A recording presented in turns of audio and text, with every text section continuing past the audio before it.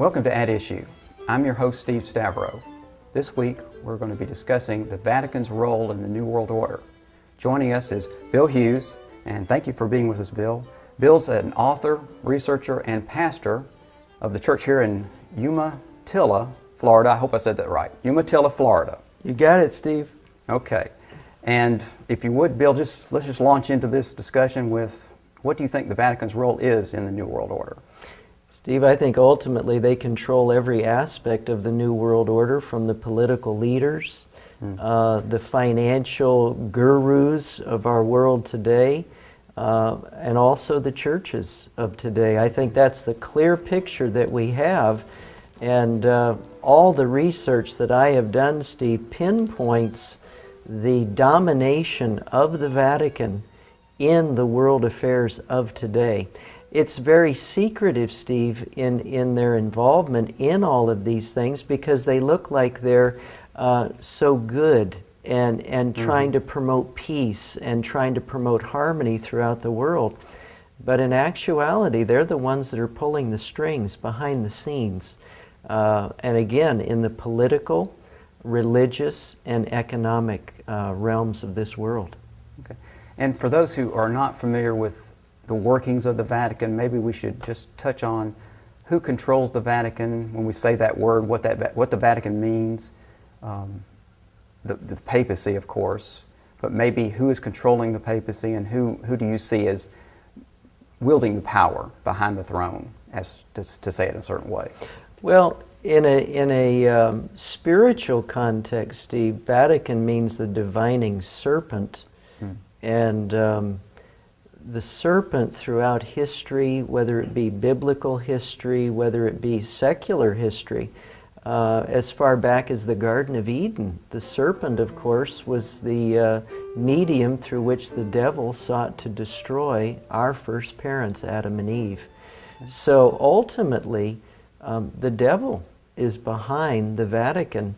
Now, when you look at in a human point of view, it's clear from history that the Jesuit order, which is the military arm of the Catholic Church, that they control the white pope, the one who we all see out in front. At this point, of course, it's Pope Benedict XVI.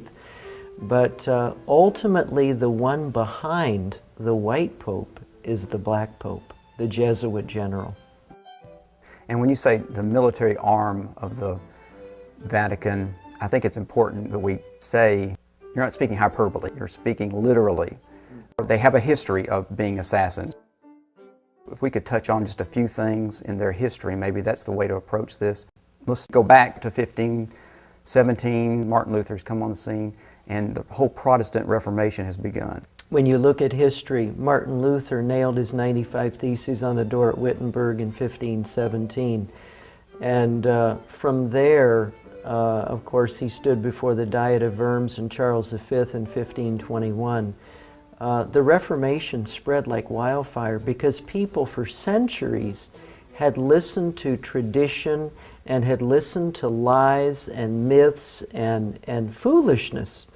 And so when Luther came in with his two great themes, one of sola fide, by faith alone, and the other sola scriptura, the Bible and the Bible only, Steve, these sent a shockwave throughout Europe. And the Vatican, that had stood so strong and so powerful for so long, they were shaken at their very foundations. And so you come up to the diets that were held. Of course, the Diet of Worms in 1521, the Diet of Spires in 1526, the Diet of Augsburg in 1530. Charles V sought every possible means to destroy the Reformation of Martin Luther, but he couldn't stop it. And so in the 1530s, you have the rise of a man by the name of Ignatius Loyola, and Loyola's intent was to destroy the Protestant Reformation of Luther and other reformers who started to rise throughout Europe. Well, by 1540, the Jesuit order was established. It was established for two basic reasons, very simply. It was established, number one, to destroy everything that the Protestant Reformation stood for. And the other thing is that as it would destroy the Protestant Reformation, it would reestablish the authority and power of the Roman Catholic Church. In that light, it's so critical that we understand everything that the Protestant Reformation stood for. Most people who still understand the Protestant Reformation think it was simply a religious movement. Well, of course, it was a powerful religious movement, but it infiltrated, it filtered into every aspect of human life. It had power and authority in government, because prior to the Reformation, there had been no such thing as republican government. It had all been monarchical, where you have a person dominating the populace. But the Protestant Reformation brought in the idea and the principle that there could be republican, representative government. In the economic realm, through the Dark Ages, when the papacy ruled, you had the wealthy class, you had the very, very rich, you had the very, very poor. Well, the Protestant Reformation brought in the concept of a middle class, that people could earn a living, and based on their talents and their skills and their hard work, they could make their own money. So the Protestant Reformation brought in representative government, it brought in a middle class, and then of course in the religious arena it brought in the fact that people could worship God not as their pope or their priest told them to do, right, but they could go to God through Jesus Christ and not have to go through any man. So, no middleman. No middleman, Steve. That's exactly right. Right. So these concepts, they came, and these are the fruits of the Protestant Reformation. And wherever you see those things, it's because of Protestantism.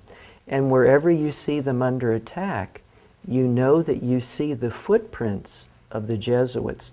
And just real quickly, Steve, without getting too far off, when you see what happened in the 1990s with Jesuit-trained President Bill Clinton, who went to Georgetown University, when he passed the North American Free Trade Agreement called NAFTA, which sent just thousands and thousands of middle-class jobs out of the United States of America and sent them to third world countries.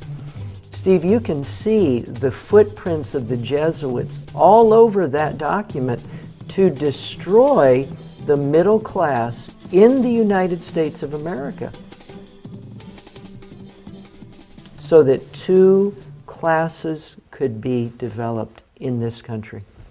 An attempt to get us back to the Dark Ages, back to where you have, as you're saying, the wealthy, the poor, but on top of both groups, you have the papacy.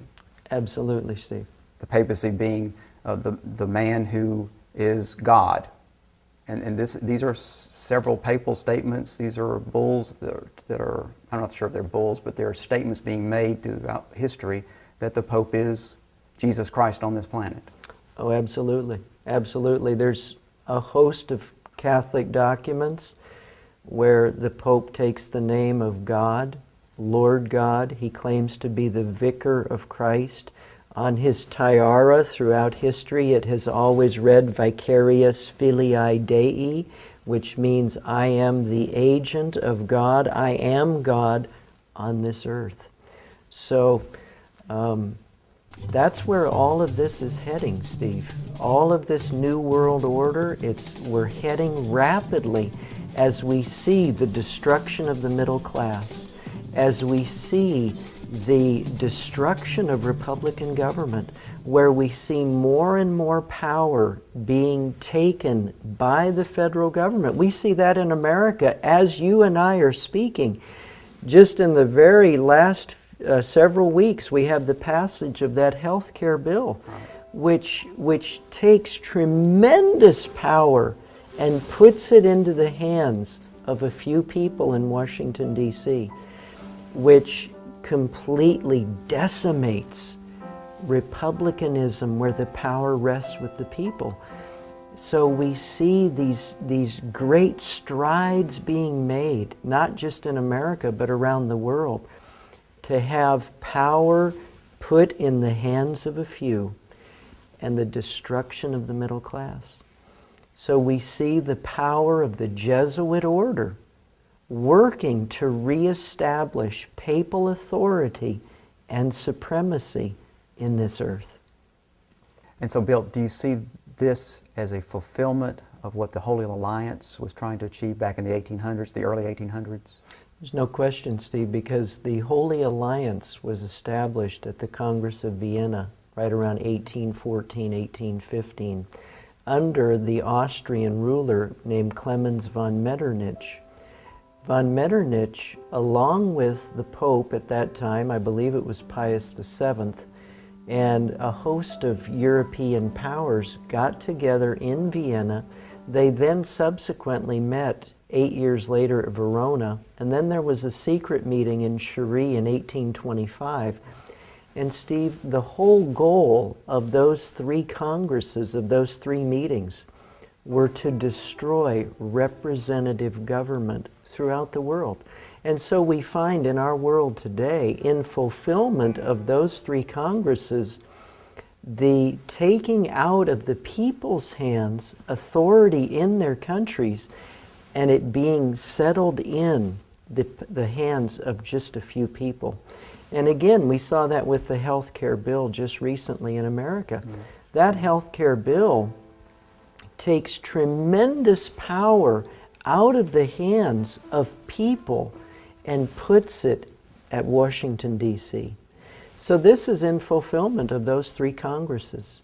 And you know, another aspect of it, Steve, that's so critical for our understanding of what is happening in America today in light of those congresses is that in 1814 and 1815, according to Burke McCarty's book, The Suppressed Truth About the Assassination of Lincoln, another book that I have here, written by a man by the name of Richard Thompson, who was an American Secretary of the Navy. He wrote the book called The Footprints of the Jesuits, and he nails down that at the Congress of Vienna in 1814, 1815, the Jesuit order was determined to be that group of men that would seek to destroy representative government in the world. And the primary focus, the bullseye, if you will, of the Congress of Vienna was a rising power across the shores of the Atlantic called the United States of America. So the Jesuit order would be sent here to the United States disguised as painters, as lawyers, as artisans, as printers, and it would be their determined purpose to destroy representative government in the United States. It was such a dire threat to the United States that James Monroe in 1823 came out with his famous Monroe Doctrine. And the Monroe Doctrine was simply a statement to the powers that were in the Holy Alliance: don't come and colonize in the Western Hemisphere. If you do, America will view that as an act of war, and we will go to war with you. Thomas Jefferson wrote a letter to James Monroe in which he said that this is the greatest threat to America since the Revolution. So the men that lived during that time understood how critical these congresses were and what a threat they were to the United States of America. The fact that we as Americans have been so asleep and in such a stupor and allowed this to happen, because we're seeing the fruits of those meetings today through the health care bill, through executive orders that are being passed that take authority out of the hands of the people and put it in the hands of just a very small few in Washington, D.C. John Adams wrote this to Thomas Jefferson. He said this about the Jesuit order.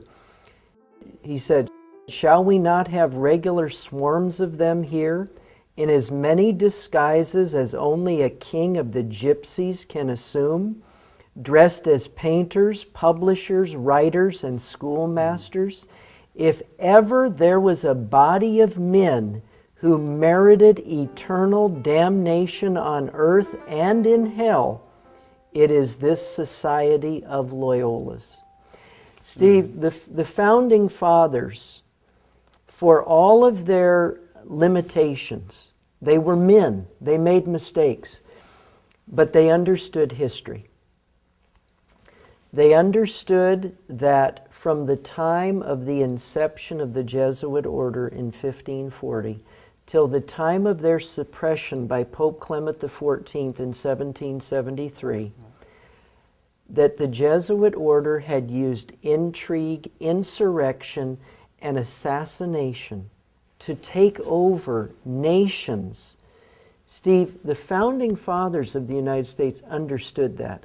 That was why Thomas Jefferson and James Monroe and John Adams were so deeply concerned, number one, about the reestablishment of the Jesuit order in 1814, but even more so, the Congress at Vienna, Verona, and Cherie, because these leaders in the United States understood that the Jesuit order had been earmarked to be that group of men that would destroy Republican government in the United States and to seek to reestablish papal domination in our country.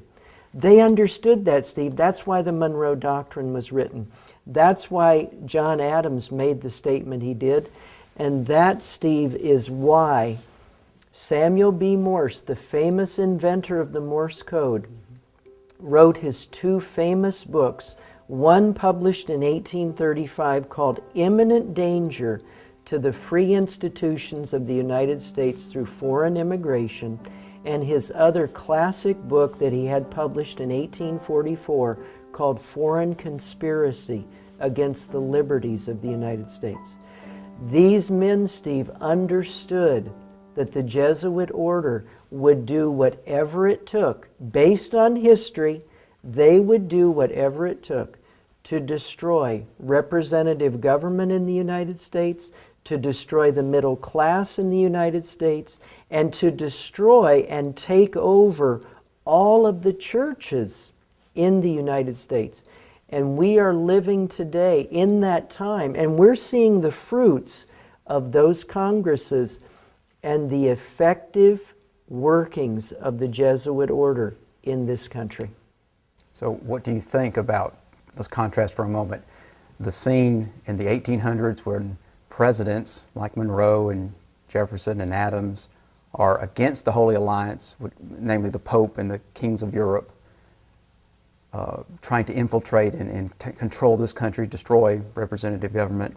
And today, when you've got presidents like George Bush, former President George Bush, and Obama and these others racing to meet the Pope every time they can, and actually bowing down to him on occasion. We've got pictures of that. What we have in the United States today is we have the, for the most simple, we have the ripe fig in the crystallizing of Jesuit takeover in this country. They take over, they produce their political leaders. George Bush was trained at Yale. He was a part of Skull and Bones. Skull and Bones is clearly connected to the man who started it in America, William Huntington Russell, had gone to Europe, had been in some Illuminati meetings in Germany, came over to America to start a chapter of Skull and Bones in America based on the Illuminati meetings he attended in Europe. And it's very, very clear that the man who created the Illuminati, Adam Weishaupt, was simply a Jesuit foot soldier. When he started the Illuminati in 1776, he was teaching at Ingolstadt University, a Jesuit university in a stronghold of Jesuitism in Germany called Bavaria. And the principles of the Illuminati are the principles of the Jesuit order. So you have the Jesuit order, you have the Illuminati, then you have Skull and Bones. And so the Jesuit order, through Skull and Bones, has crystallized their plan to train political leaders in this nation.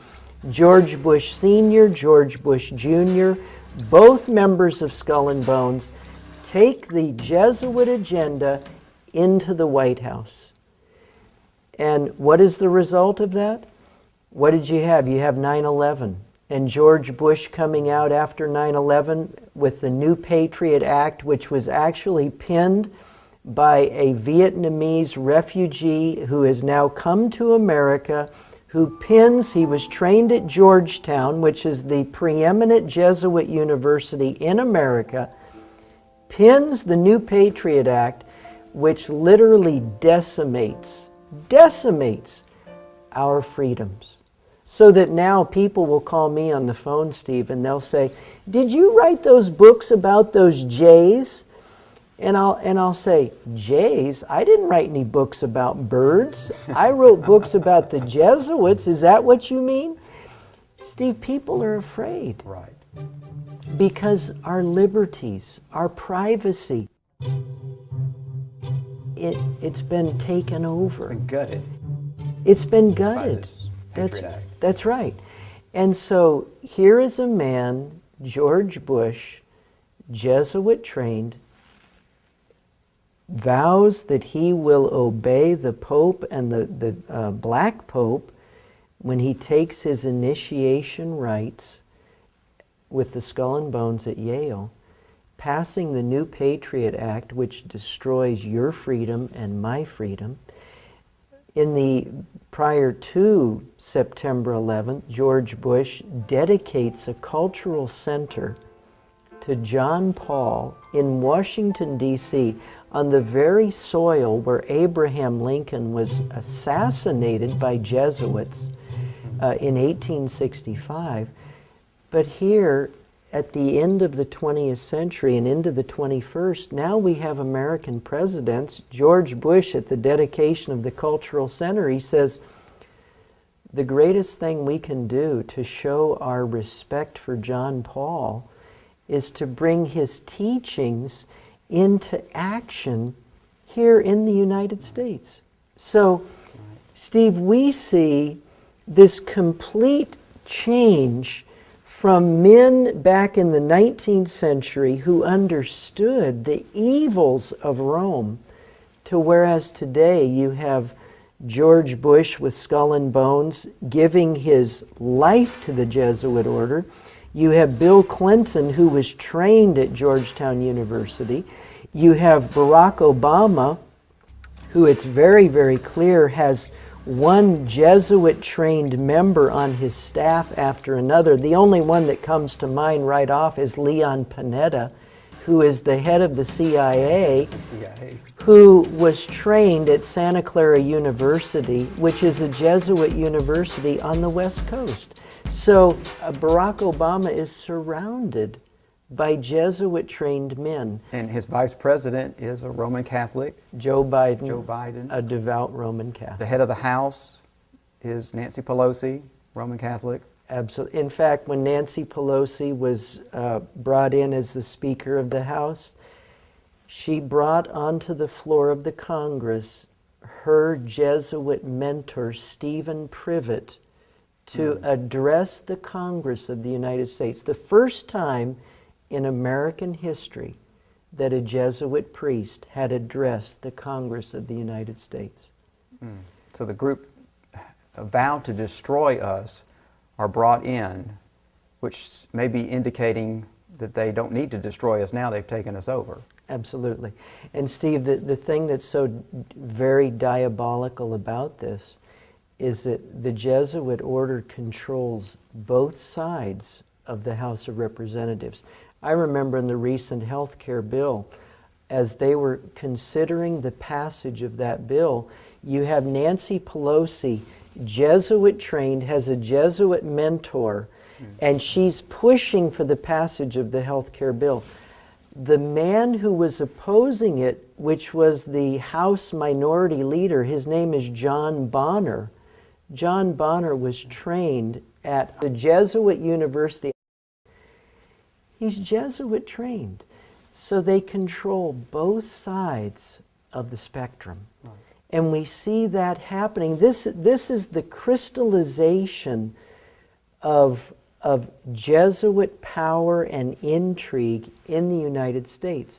It's controlling both political parties, whether it be Democrat or Republican, controlling both sides of an issue so that they can gain their synthesis. And that's what's happening today. And it all, Steve, is the fruits of and the byproduct of the Congress of Vienna, Verona, and Cherie.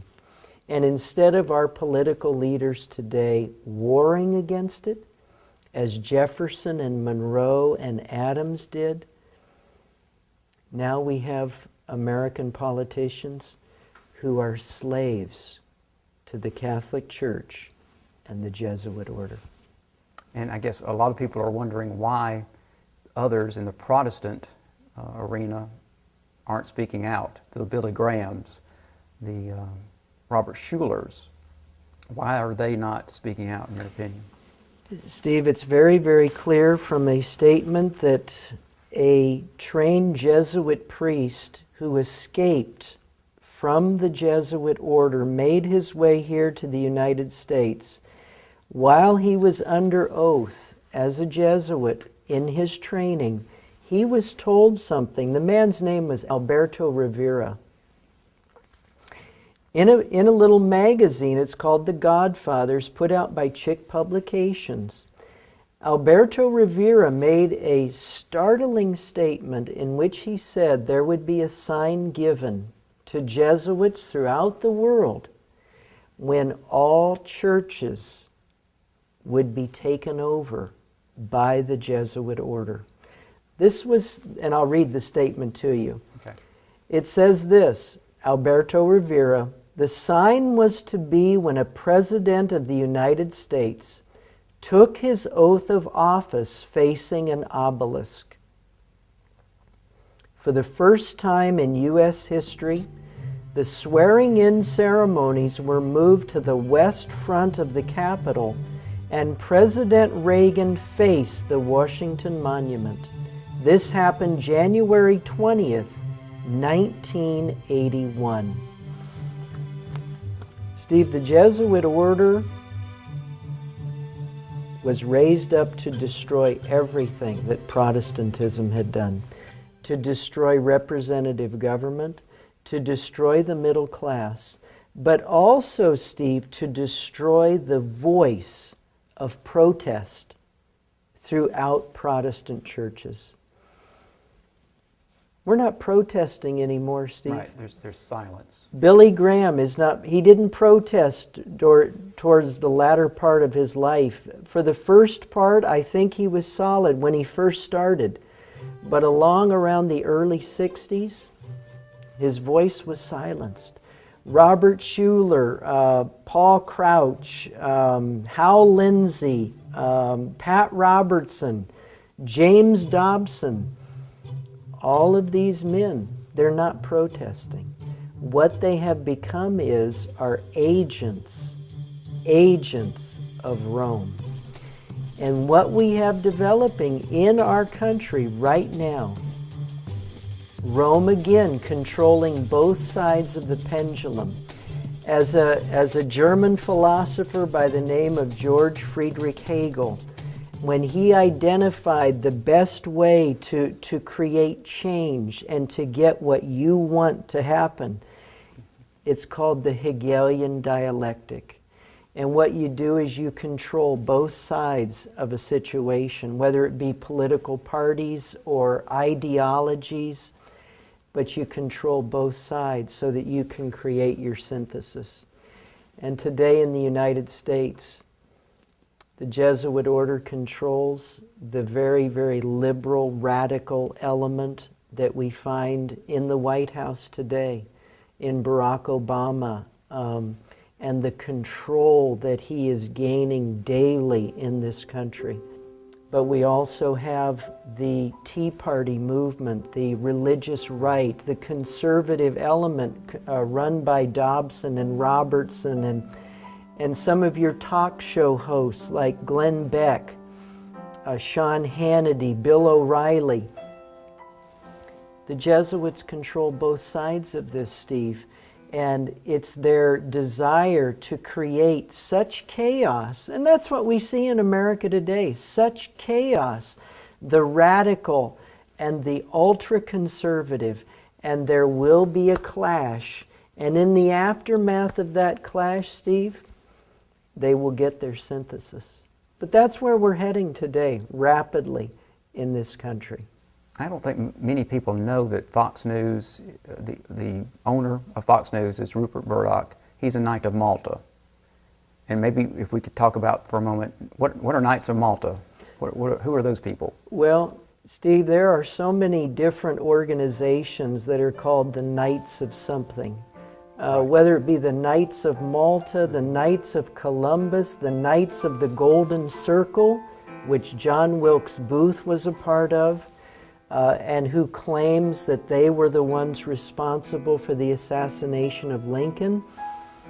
Steve, I have found in researching all of these different groups of knights, if you take it back to their ultimate source, they were created by Catholic or Jesuit priests. And all of these groups, Steve, have specific functions that they carry out on behalf of the white and the black pope. And Rupert Murdoch as a Knight of Malta, William Casey, who was a Knight of Malta, who headed the CIA during the presidencies of Ronald Reagan and I believe of George Bush. Wherever you see these men, Teddy Kennedy was not a Knight of Malta, but he was a Knight of Columbus. All of these men, Steve, are working on behalf of the Roman Catholic Church. Glenn Beck, Sean Hannity, Bill O'Reilly, Rupert Murdoch. They're pushing this agenda over here to combat the agenda of Barack Obama. What Americans do not understand, Steve, because it's hidden, is that Rome is behind it all with their synthesis waiting in the wings. And maybe we should touch on the fact that the Catholic laity are not, we're not speaking against them per se. I have relatives who are Roman Catholic, and they have no idea who the Jesuits are or what they're capable. If they do know of the Jesuits, they're not in the knowledge about what they do and what they are capable of doing. Steve, this has nothing whatsoever to do with individual Roman Catholics. There are many, many devout Roman Catholics throughout the world. A lot of my family on my wife's side they consider themselves Orthodox Christians. But in the final analysis, they're Roman Catholics. And there's so many fine Roman Catholic people. This has nothing to do with them. This is simply about a hierarchical structure that for centuries has been hell-bent on world domination and doing anything and everything necessary to bring about that world domination. If it means the destruction of leaders, if it means creating depressions, if it means destroying people's economies, it makes no difference. It's simply about control and domination. and we're talking about the hierarchical structure of the Catholic Church that a lot of people today believe has changed, that it's now presenting a Christian guise because the priests wear crosses about their necks. But the Catholic Church themselves have declared, we do not change.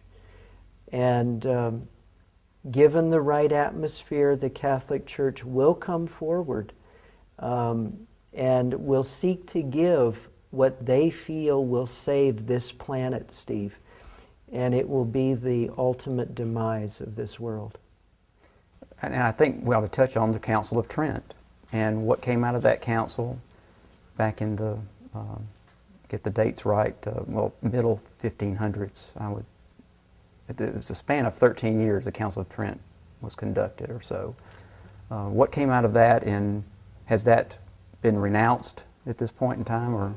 It's very fascinating. See, the Council of Trent was from 1546 to 1563.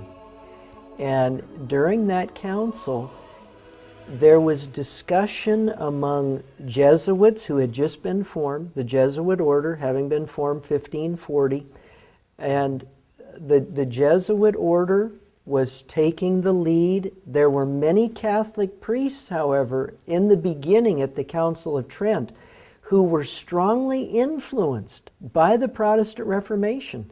And so they were discussing what would the Catholic Church do in response to the Reformation.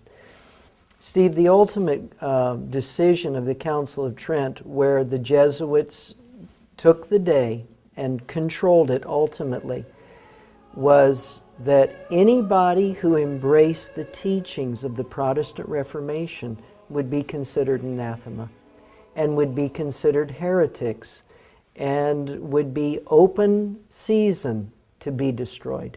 And that's the ultimate goal and the ultimate decision of the Council of Trent. Tragically, Steve, tragically, in light of Alberto Rivera's statement that the Jesuit order has infiltrated and taken over all Protestant churches, Steve, Protestant churches today are no longer protesting. Protestant churches today are no longer embracing the two great concepts of Martin Luther, sola scriptura and sola fide. It's not there anymore, Steve. And tragically, we don't have Protestant churches anymore. We have evangelical churches, but they're no longer protesting. Thank God there are people standing up that are protesting, but they're few and far between. Because I think with us, we would go for our authority on any issue. We would point at the Bible. We'd say, what does Scripture say as the Word of God? What does it say? Roman Catholics would not necessarily do that. They would listen to what the Pope has said. Oh, absolutely. You know, there was an article that was in the USA Today newspaper, and this was back maybe a year ago. Benedict came out and he declared, and it was in USA Today, and it was in an encyclical that he had put out, where he said there is salvation only. Now, he didn't say it was in Jesus Christ, Steve. He said there is salvation that can only be found in one church, and that's in the Church of Rome. Now, that was published in an encyclical within the last year or two. So, how it is that evangelical churches can allow that, can accept that, that's unconscionable. That completely rewrites history and brings us back prior to the 95 Theses that were nailed on the doors at Wittenberg Chapel. Jesus would say, I am the way, I am the truth.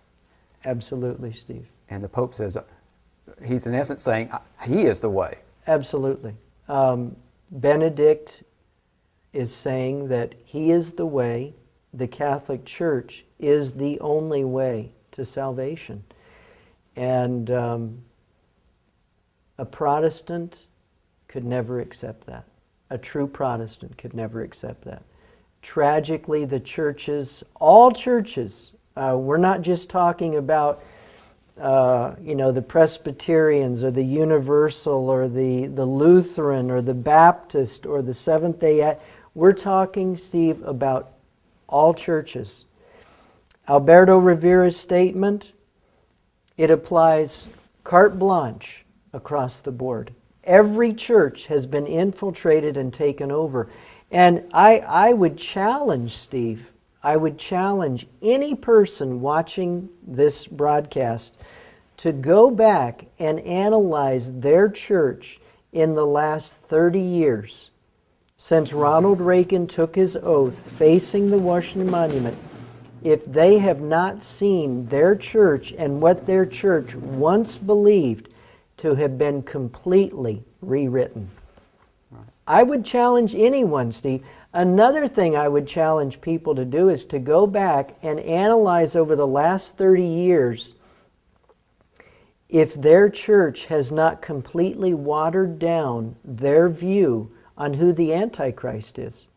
Prior to that, Steve, prior to 1980, back in, say, the 60s, 50s, 40s, 30s, there was not a Protestant church in America or in the world that did not understand who the Antichrist power was of Scripture, who Babylon the Great is in Revelation 17. All churches knew that. They knew it was the system of Roman Catholicism. Right. Martin Luther said the papacy is Antichrist. Absolutely. You know, when you look at the documents of all the reformers, from Luther to John Knox in Scotland, to Zwingli in Switzerland, to Tyndale in England, to Towson in Sweden, all the reformers had one thing in common. They all believed that the papacy was the Antichrist. That they agreed on. Now, there were a lot of things they didn't agree on, but that one they did.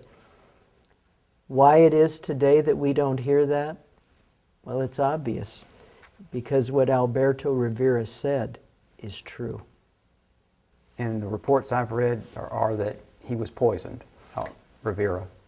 I spoke with Alberto Rivera about probably a year before he died.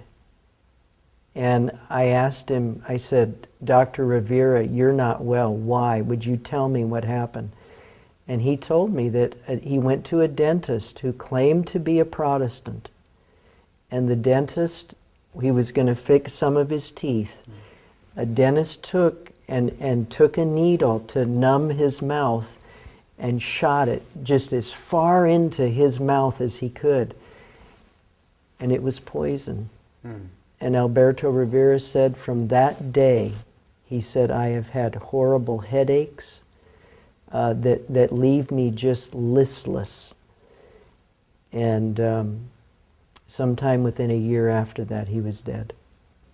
And the Jesuits have a history of assassinating or murdering people who are outspoken, who get in their way.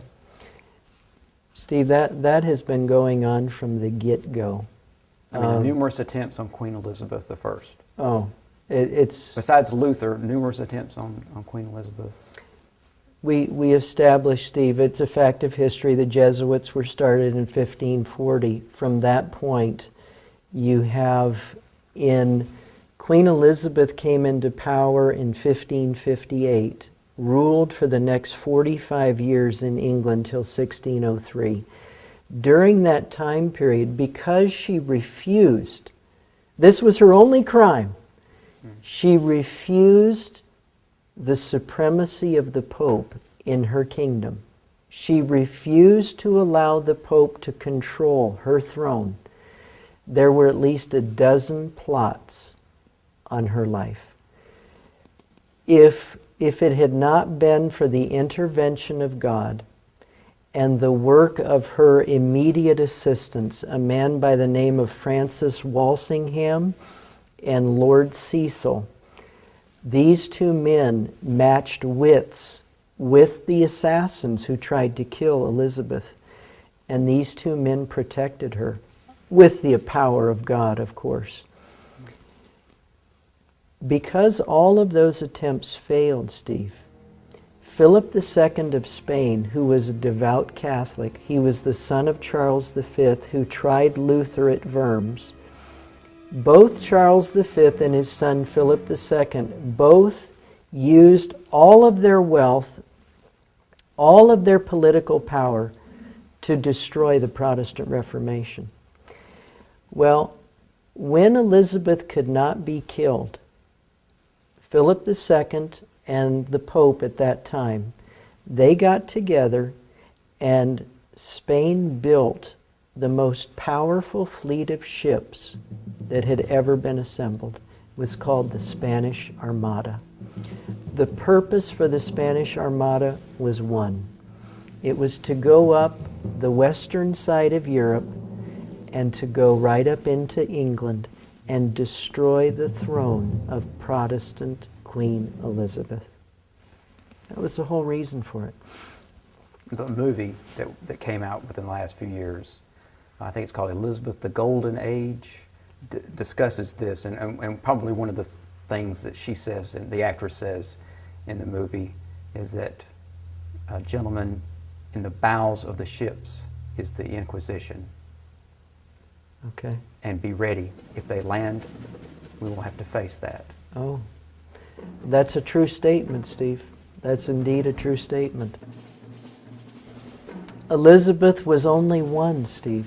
Right in that same time frame of Elizabeth from 1558 to 1603, you have William of Orange in the Netherlands. William of Orange had been in the court of Charles V. He detested what Charles V was doing in his power as the Holy Roman Emperor and his determination just to destroy and to squash all of his subjects. William of Orange, he became the leader of the Netherlands and sought to bring religious freedom to the people of the Netherlands. He was killed in 1584. In 1598, Henry IV of France passed the Edict of Nantes, which gave religious freedom to all the French Huguenots. Well, for the next 12 years, there were several assassination attempts made on his life. Finally, in 1610, Henry IV was killed by a Jesuit assassin. The man's name was Revellic. In 1603, when King James, who is the man whose name is attributed to the King James Bible, when he came into power in England with the demise and death of Queen Elizabeth, 2 years into his reign in 1605, as he was going to meet with Parliament in England in November of 1605, the Jesuit priests of England, the main one was Francis Garnet. Garnet plotted with a host of people to blow up the English Parliament and James I, all on the same day, November 5th, 1605. They got these huge kegs of gunpowder. And one man by the name of Guy Fawkes was right underneath the Parliament building there. All these kegs of gunpowder. Steve, he was going to ignite them and blow Parliament and King James into eternity. Well, fortunately, it was found out that he was there with all that gunpowder. Well, Guy Fawkes was arrested. For many, many decades after that, November 5th was celebrated in England as Guy Fawkes Day. Now, I believe it's still celebrated as that, but for the first many decades after that, every year, November 5th, people throughout England would have bonfires, and they would burn one man in effigy. Guess who it was who they would burn in effigy? I think it was the Pope. It was the Pope. That's exactly Okay, right. That's what I thought. That's Okay, right. good. But you know what? Over the course of time, and because of Jesuit influence in England, they don't burn the Pope November 5th anymore. It's probably a hate crime now, and they'll probably arrest you if you do it now in this country. Oh, it would be, Steve. It would that's be. where we've come to. Absolutely, absolutely. So, Steve, there were one assassination attempt after another. Queen Elizabeth, William of the Netherlands, Henry IV of France, King James I of England in 1605. So right there, within that little span of about 50 years, you've got five world leaders of nations with assassination attempts on their lives. Why? Because they were not going along with the Jesuit agenda. And Steve, we have seen that here in the United States of America as well. We have seen presidents, of course the most well-known would be Abraham Lincoln in 1865, John F. Kennedy in 1963. He was killed because he was not following Rome's agenda for America. William Henry Harrison in 1840. Andrew Jackson was in 1835. There was an attempt on Jackson's life. Absolutely, on Andrew Jackson. He stopped the bank. He killed the bank. Right. And when I say the bank, the push for a national central bank. Absolutely, Steve. And the guy who tried to kill him, Richard Lawrence, he tried to do that in 1835. Zachary Taylor in 1850. Taylor wanted to preserve the Union, wanted to preserve the United States. The Jesuits were trying to split it in half by, in the 1840s into the 1850s. They finally got their way in 1860. And that's a good point. The entire war between the states, the war of federal aggression, whatever you wanted to call it, was a Jesuit concoction to divide America and bring down this constitutional republic. There's no question, Steve. And the documents that are out there, it's just overwhelming. One man, after the assassination of Lincoln, who was on the military commission that tried the assassins of Lincoln, it was a conspiracy, Steve, to not only kill Lincoln, but to kill Andrew Johnson, the vice president, to kill William Seward, the Secretary of State, and also to kill Ulysses S. Grant, who was the head of the Union forces. Well, the military commission that tried the assassins of Lincoln, they found out that almost all of them were associated with the Roman Catholic Church. The Surratts, George Atsterott, Davy Harold, George McLaughlin, Michael O'Laughlin, Lewis Payne. And Booth had started attending Mass. Absolutely. And in fact, there was a Catholic cross that was found on Booth's person when he died. You had mentioned John Kennedy, or most people are told Lee Harvey Oswald is the lone gunman. What do you think of all that? Steve, it's fascinating because there's a book that you can get in any library. It's called The Last Dissenting Witness. It's by Jean Hill. If you look in the Zapruder film, she was the lady on the grassy area, the little island there, and she had the long red coat on. And Jean Hill writes in her book, and she says it was so obvious that as she was standing there, she heard shots coming from many different directions. If you watch the Zapruder film, it's clear that Kennedy goes forward because something hit him, a bullet hit him from the back, but then he jerks back like this. It's obvious, Steve, there were multiple bullets that were shot from multiple directions that assassinated Kennedy. And there were three reasons why they killed him. Because he wanted to reestablish the coining of money by Congress. He tried to pull us out of Vietnam, which was a Catholic war, and he tried to dismantle the CIA. In 1984, after 170 years, of cutting the ties of U.S. Vatican diplomacy, Ronald Reagan sent an ambassador to the Vatican.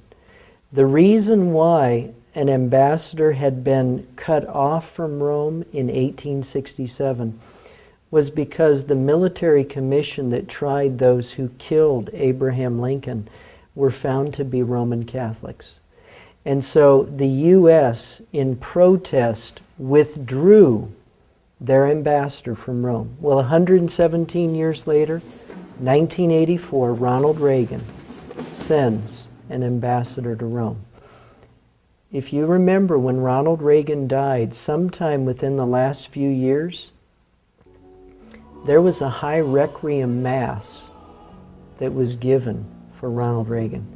A high requiem mass is only given for those who have done special service for the Roman Catholic Church.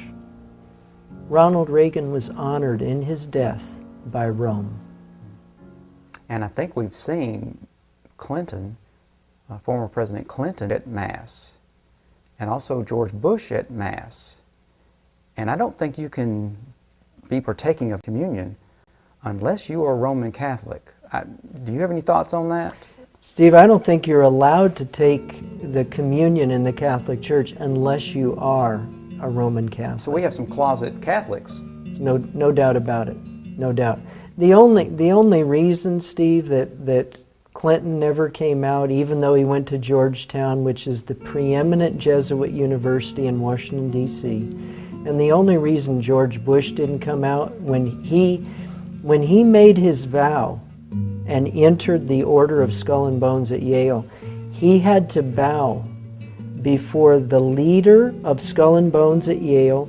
He had to bow before somebody who was dressed up like the White Pope, and he had to bow down before a man who was dressed up like the Jesuit general. George Bush sold himself when he was at Yale, and the only reason he didn't come right out and say, "I'm a Catholic," is because it would have upset people, and it would have spilled the apple cart. This way he could do exactly what Rome wanted him to do, and nobody would think twice. If Jesus Christ does not return and take us back to heaven, we are entering, Steve, another dark age. That's where this world is going. It's to another dark age. But I believe that God's not going to allow that. The papacy had their chance, and they failed through the Dark Ages. This time, before it can go too far, Christ will come. And those who have embraced Him as their Savior and Lord, He will take